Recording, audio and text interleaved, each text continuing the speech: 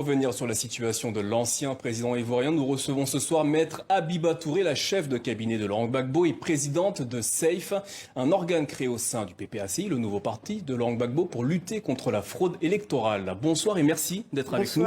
Je ne laisserai pas mon nom sali sans me battre, je suis encore debout, c'est ce qu'a déclaré ce matin Laurent Gbagbo.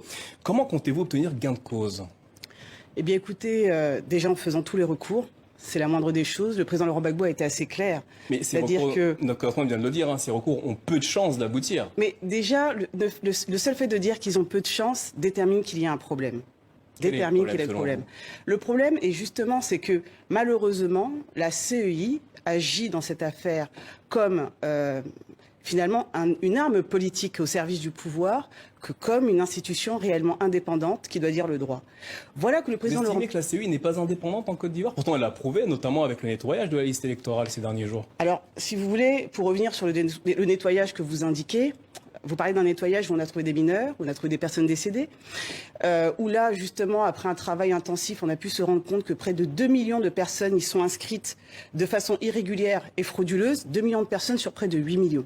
Tous les éléments vont être mis en ligne de toute manière d'ici ce week-end sur le site de SAFE et les Ivoiriens pourront très clairement voir à quel point la CEI, malheureusement, n'a pas fait le travail de nettoyage que vous indiquez.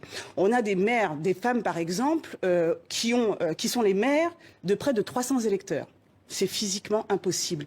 Nous avons des hommes également, des pères, qui sont les pères de 500 électeurs. Ce qui est matériellement impossible. Voilà ce que l'on retrouve dans cette liste électorale qui est censée avoir été nettoyée. Alors rappelons que la radiation de Laurent Gbagbo est due à sa condamnation par la justice ivoirienne. C'est en janvier 2018 au sujet de l'affaire dite du braquage de la BCEAO, alors qu'il était détenu à La Haye par la CPI, une accusation, une condamnation qu'il a toujours rejetée. Quels sont précisément les arguments du président Laurent Gbagbo pour contrer ces accusations? Non, vous savez, le rôle de la CEI n'est pas de se faire juge. En ce qui concerne la procédure du cas de la BCEAO, le président s'en est expliqué. On ne lui a pas signifié une quelconque convocation, alors qu'on savait très bien où est-ce qu'il se trouvait. Vous êtes son avocat, vous garantissez le fait que vous n'avez jamais reçu cette convocation? Je vous dis qu'il n'a jamais reçu aucune signification. C'est facilement prouvable. Il suffit de se rendre à la CPI pour demander si une quelconque signification, une quelconque convocation leur est parvenue à la destination du président Laurent Gbagbo. Il n'a reçu aucune convocation. Tout le monde savait où est-ce qu'il était. On lui a encore moins signifié un quelconque jugement. Donc, c'est normal qu'il s'inscrive en faux par rapport à cette procédure qui ne lui a jamais été, qui n'a pas été notifiée d'une manière ou d'une autre. Donc oui, en ce qui concerne la procédure du cas de la BCEAO, elle n'était ni fait ni à faire. Elle n'a même pas respecté la procédure, le code de procédure pénale ivoirien. Maintenant, ce n'est pas le rôle de la CEI. Ce qui était demandé à la CEI, c'est d'inscrire le président Laurent Gbagbo. Il est vrai, elle a indiqué, elle l'avait radié en 2020. Mais en 2022, lorsque le président demande à s'inscrire, elle devait l'inscrire. Quitte à ce que dans le cadre du contentieux, sa condamnation empêchait son inscription, c'est ce que dit notamment la CEI. La CEI dit que, comment vous expliquer? La CEI peut inscrire, elle peut radier et elle actualise. Elle a radié le président Laurent Gbagbo en 2020. Donc lorsque le président se présente en 2022 pour s'inscrire, elle a quoi comme option? Si ce n'est inscrire. Elle ne peut pas radier quelqu'un qui a déjà été radié. Elle ne peut que l'inscrire, laisser la période du contentieux durant lequel, éventuellement, si des personnes estiment qu'il n'a pas y figuré, ouvrir le contentieux et éventuellement le radier. Ce qui est reproché à la CEI, c'est de ne pas avoir respecté ses propres dispositions. Alors que comptez-vous faire si le recours déposé aujourd'hui par l'ancien président Gbagbo n'aboutit pas? Nous allons, comme on l'a indiqué, c'est-à-dire que le président épuisera toutes les voies de recours possibles et nous allons dénoncer. Encore et encore. On ne peut pas laisser la CEI agir comme une arme du pouvoir en place et puis penser que nous n'allons pas le dénoncer. J'attire quand même votre attention sur un point qui en dit long sur cette CEI.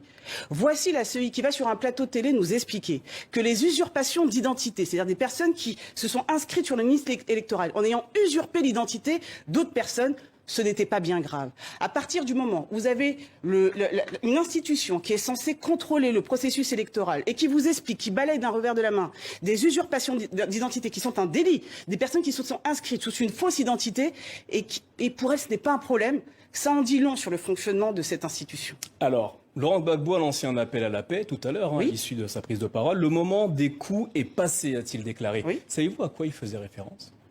Mais à ce qui suit... Qui donne les coups, selon vous? Mais concrètement, là, ce qu'on voit, c'est que le coup est porté par la CEI, alors qu'elle n'a pas le porté. Donc c'est pour ça que je vous indique depuis tout à l'heure que la CEI a agi comme un militant du RHDP, pratiquement, à vouloir rendre service ou donnant l'impression de vouloir rendre service à un parti. Laurent Gbagbo a également incité l'ex-président Henri Konan Bédié et l'actuel chef de l'État Alassane Ouattara à, je cite, œuvrer de concert avec lui pour laisser aux jeunes générations une Côte d'Ivoire pacifiée. Ne pensez-vous pas que la pacification dont parle aujourd'hui Laurent Gbagbo pourrait advenir si le chef du PPACI était clair sur ses ambitions politiques et qu'il renonçait notamment à ses ambitions politiques? Donc ce que vous êtes en train de me dire, c'est que pour qu'on pacifie un pays, il faudrait qu'on renonce... Non, c'est une question que je vous pose. Non, mais la question est assez intéressante. Le droit de vote est ouvert à tout citoyen. On n'est même pas au niveau de l'éligibilité, on est au niveau des droits civils et politiques. Si vous refusez, si vous écartez un citoyen parce que vous estimez que demain il pourrait être un rival trop dangereux pour vous, vous n'êtes plus dans un état de droit. Vous n'êtes plus dans un état de droit. Vous êtes vraiment quelqu'un qui agit de manière autoritaire et qui élimine les personnes qui pourraient demain être un danger politique et qui laissent les autres. Et d'ailleurs, à cet égard, c'est ce qui est indiqué quand on parle des déchus. Monsieur Soro-Guillaume, radié, et tous ses collaborateurs qui ont été condamnés dans la même procédure figurent encore sur cette liste électorale. C'est la démonstration que cette liste est faite pour arranger un camp et desservir les autres. Sauf que la liste électorale est censée être le bien commun de tous les Ivoiriens. Et c'est le combat du président. Il ne s'agit pas que de lui, et c'est ce qu'il indique. Lui, à la rigueur, il se bat pour un nom. Un nom qui va laisser à sa famille biologique et un nom qui va laisser à sa famille politique, à tous ceux qui se revendiquent de lui. C'est là son combat. Mais vraiment, il a indiqué, c'est tellement bas et lâche de vouloir instrumentaliser la commission électorale pour procéder à des règlements de comptes politiques. Et c'est dangereux pour la paix en Côte d'Ivoire. Habiba Touré, merci.